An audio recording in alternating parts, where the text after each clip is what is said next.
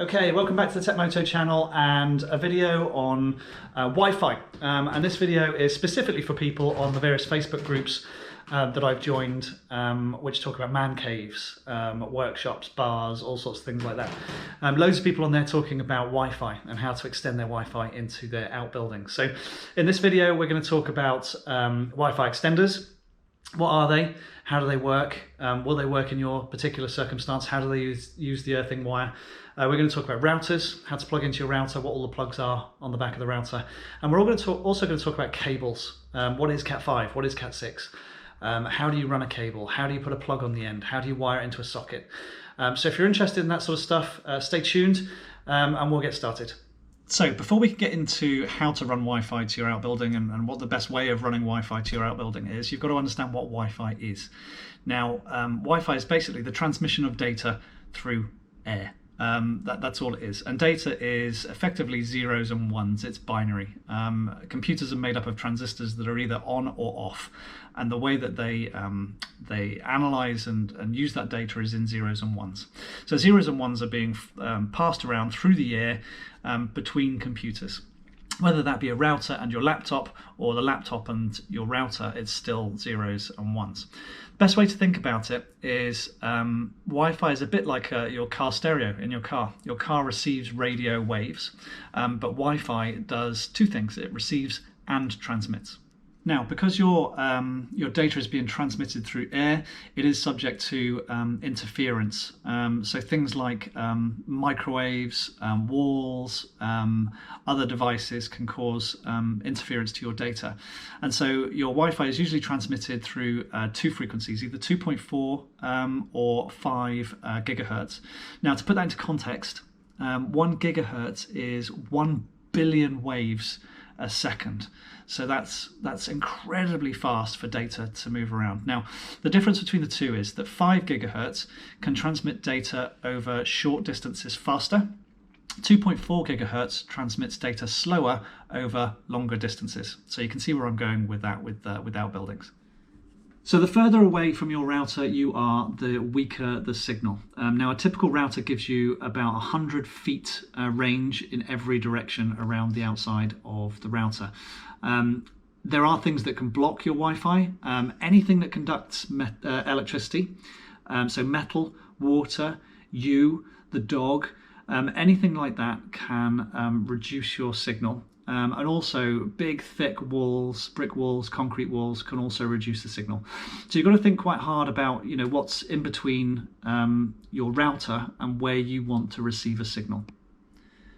The other thing you've got to consider is other devices that use the same frequency. So things like baby monitors, your telephones, if you've got the mobile handsets in your house. Anything along those lines might use 2.4 gigahertz. Now, interestingly, if you use the 5 gigahertz channel, there's less devices that use that, and it also has 23 channels, so it's less likely you're going to have interference if you use the 5 gigahertz. So what we've ascertained is that if you want Wi-Fi in an outbuilding, if your outbuilding is at the end of the garden, you not only have to compete with walls and windows, you have to compete with your microwave and your dog and your partner and your children. You have to think about frequencies, you have to think about any other devices in the house like phones and so on that are going to get in the way of that signal. And so the best way to do it is to actually think about extending that signal in some way. Now you can do that in several ways. You can run a hard cable to your cabin, to your man cave. That's probably the best way. That is the way you're going to get the most awesome signal. You can use Wi-Fi extenders or repeaters, and they do come with problems, but they do work. The thing to think about is what you're going to use Wi-Fi for. If you're just going to use an Alexa in your cabin, then you don't really need a huge amount of data. If you're going to run a huge 75-inch TV and a PlayStation and a Skybox and everything else, then you probably want quite decent data. So now we're going to go through both of those options and look at the pros and cons of each and show you how to do it. So let's talk about cables first. You'll come up against all sorts of things when you start to think about putting a cable in. Do you put Cat5, Cat5e, Cat6? Which one do you choose? Which is the best option? So we're going to go through those now, and we're going to talk about how to wire it up. So Cat5 has been around for quite a while. It's old school, it's obsolete. It was replaced with Cat5e, which is the enhanced version of Cat5. And then of course there's Cat6. Cat5 and Cat5e is probably more sort of residential. Cat6 is more sort of industrial professional use really. Cat5 has lower speeds, Cat6 is a higher speed. But we'll go through the details now. So Cat5e is cheaper. Cat5e has replaced Cat5 really. Cat5 could handle 100 megabytes per second. Cat6 is more advanced, it's reliable, and it's much faster than Cat5 and Cat5e. All the plugs and sockets are the same, so it doesn't matter which ones you buy, they'll still fit, they'll still work. But Cat6 has a thicker plastic casing. It reduces interference, handles data up to, I think, 10 gigabytes per second at 250 megahertz, and can maintain a really high speed at up to 100 meters. As you would think though, Cat5 is cheaper than Cat6, and it all depends on what you're doing in your cabin. Now, if you're having a game computer and you want really high speeds for playing computer games, you probably want to go with the better cable. It's worth it in the long run if you're going to dig a trench across your garden. But if you've just got a TV and an Alexa and maybe music and things in your cabin, then 5e would be more than enough. Now, the nice thing about data cable, Ethernet cable, is that it doesn't carry any significant power. So there's no risk to anybody by running it across your garden, which means you can run it across a fence, you can run it underground, you can do whatever you want with it. It would be an inconvenience if somebody cut through it with a shovel, but it wouldn't kill them. However, if you just run Cat5 or Cat5e or Cat6 cable outside, the ultraviolet rays will break down the plastic on the outside of the cable, and you very quickly will end up with an old cable that's actually damaging your signal. And so I would go for armoured cable. Now, armoured cable has protection from the sun. It also has a metal core so that you can't cut through it and by accident cut through the cable. And so my recommendation would be to get yourself some Cat5e armoured cable and just run it across a fence so you don't have to dig a long trench to your outbuilding. Now, you've got two options when you come to terminate that cable. The first thing you can do is just put a plug on either end. And if you put a plug on either end, you can plug one end into the router in the house and the other end into the router or your Wi-Fi extender in the man cave, and job done. Your issue is that if you're going to put a plug on the end of a cable, you're going to need a special tool for it. This special tool allows you to put plugs on, and it crimps all the wires at the same time. I find it easier just to put a socket in the house and a socket in the man cave and then hook the wire up to those sockets, because it's really, really simple. All you do is strip the cable back. As you said, they are matching pairs. So you have your brown, and then there's a white and brown, and then you have your blue and your white and blue. And you just put those pairs into the back of the socket. Now, most sockets will have the colours actually printed inside the socket. So you don't even have to strip the wires. All you need to do is lay the wire across the groove where it's supposed to go. Take one of these tools. This tool is a little bit more professional. Buy one of these if you're doing a lot of this, but if you're not, you can buy a cheap one of these from B&Q or Homebase or one of those shops. And all you do is you just push the cable in. And as you push the cable in, there's little connectors that connect to the cable, and then just trim the ends of the wires off. And once you've trimmed it up, your job done. Now, you can test the cable if you want to with a special device like this, where you plug one end into a device in your house and you plug another device into the cable on the other end to see if it's working. But actually, just plug it in and do a test on your router. There's no need to buy expensive equipment. Okay, so you've taken the cable to your man cave. What do you do with it now? Whether you've taken it to a plug or a socket, you need to take it to a router. Now, you can buy a cheap router online, and it doesn't really matter what type you buy. Obviously, the more money you spend, the better the router you get. But the Wi-Fi doesn't have to go very far, don't forget, because really, I mean, how far does the Wi-Fi need to go in your cabin or in your man cave? It just needs to be in your man cave, right? So it doesn't need to have an amazing signal strength. So get yourself a router, and then this is how you wire it up.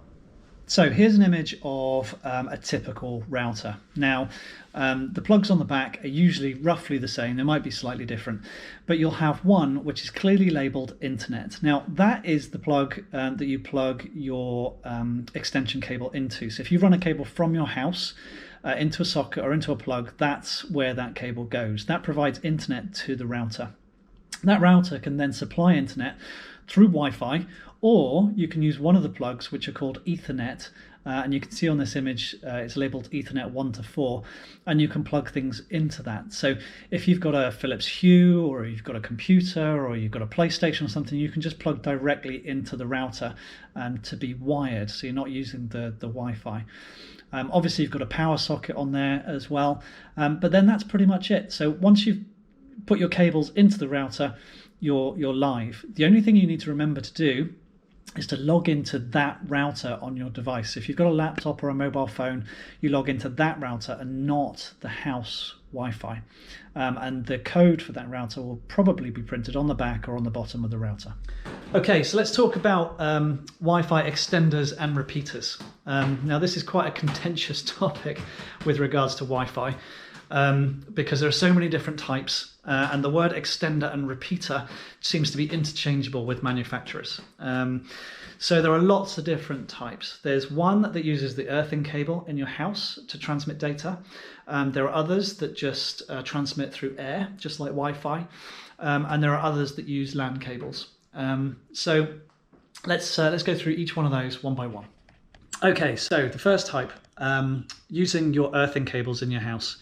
So basically you have two plugs. One plug connects to a 3-pin plug socket in your house near your router, and you run a cable from your router to that plug socket.